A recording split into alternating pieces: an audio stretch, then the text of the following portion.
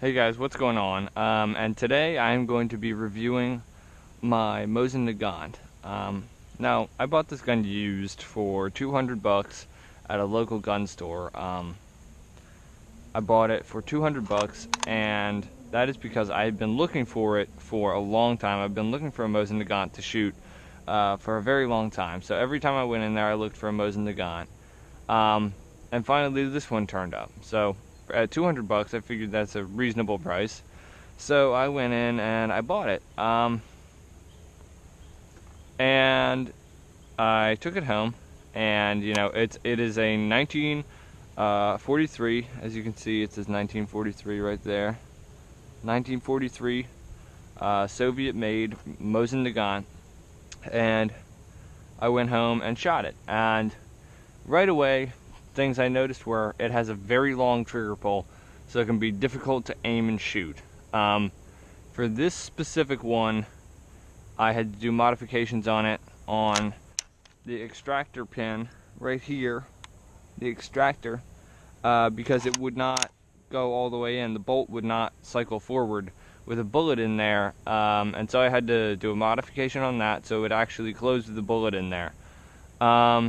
And also the front sight is way off, and I tried to fix it. I tried to slide it some, but it will not slide for me, so I just have to aim really far to the left. And just for me, it does not seem like a practical gun to have.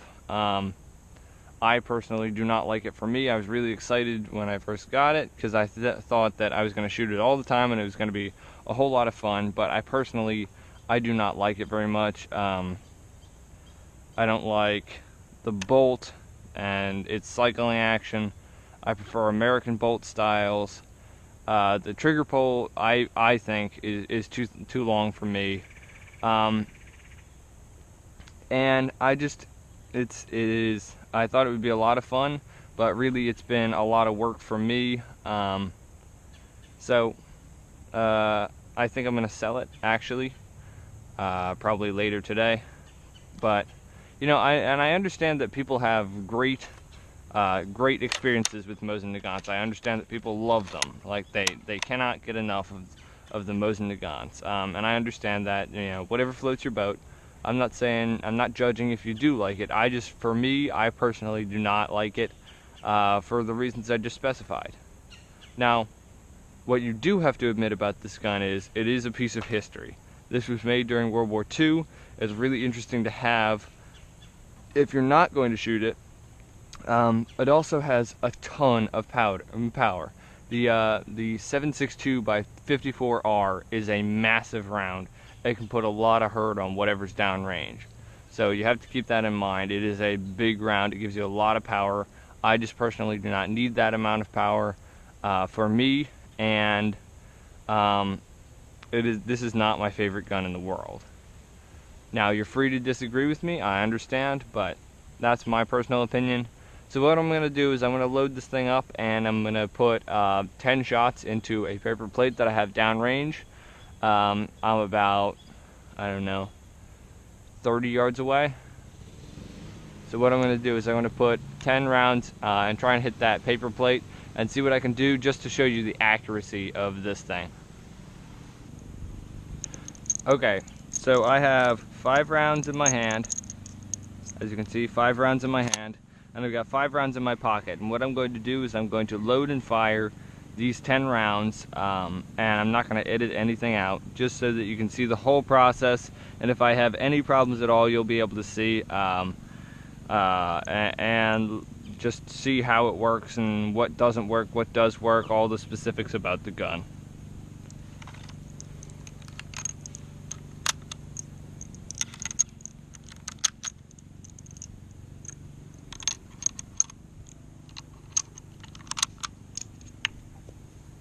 Dropped one there, so it's a me problem, not a gun problem. Okay, so I got 5 in the magazine here, and let's get shooting.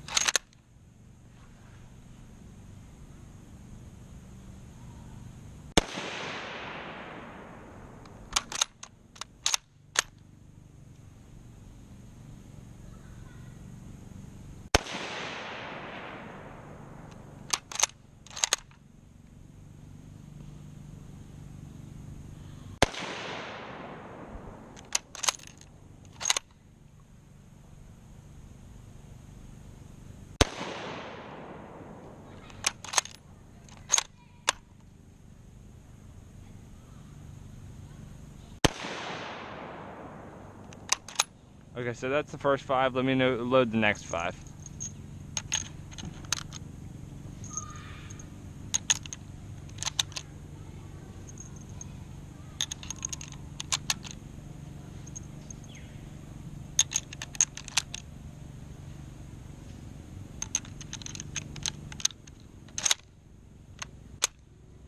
There we had a bit of a jam, not too bad though.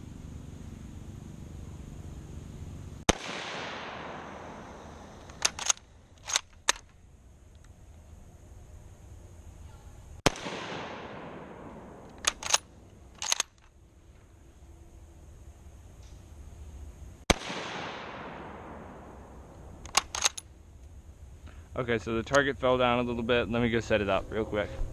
Set this gun down here. Okay, so I've set it back out. Let me take the next couple shots.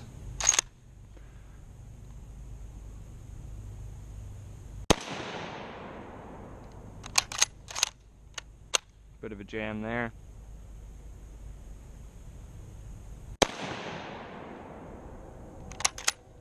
And that's all 10. Let's go check out the damage. Okay, so as you can see, we have 1, 2, 3, 4, 5, 6, 7, 8, 9 out of the 10 shots that we took. And they're spread out, you know, pretty good. We've got probably an 8 or 10 inch spread, despite that only being 30 yards away. It's not that far, so it should be pretty centered in here. But you know, altogether not too bad of a group. But I was aiming over here.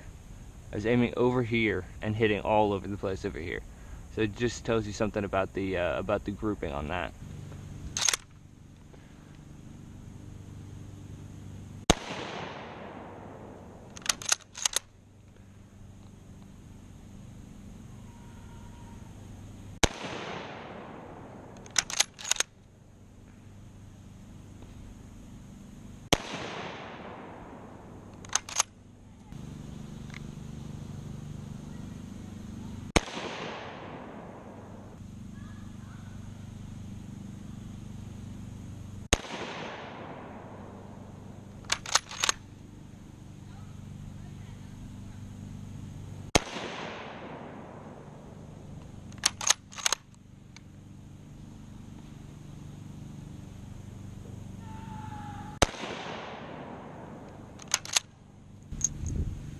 Okay, so in all, this gun is pretty decently accurate if you know where to hold. It holds a pretty good group for a gun this old and that was made during this time period, because during this time period they were trying to make as many guns as possible in the shortest amount of time in Russia.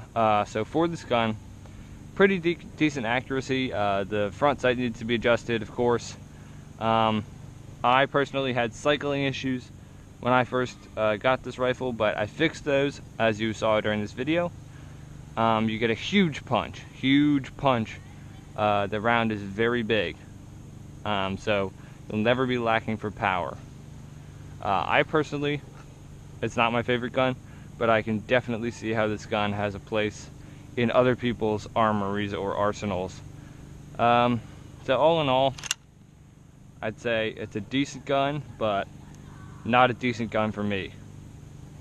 It's just not my style gun. It seems to be a pretty good performer for the time period it was made in, but it's not my gun. I hope you enjoyed this video. Please like and subscribe if you did, and I will see you next time.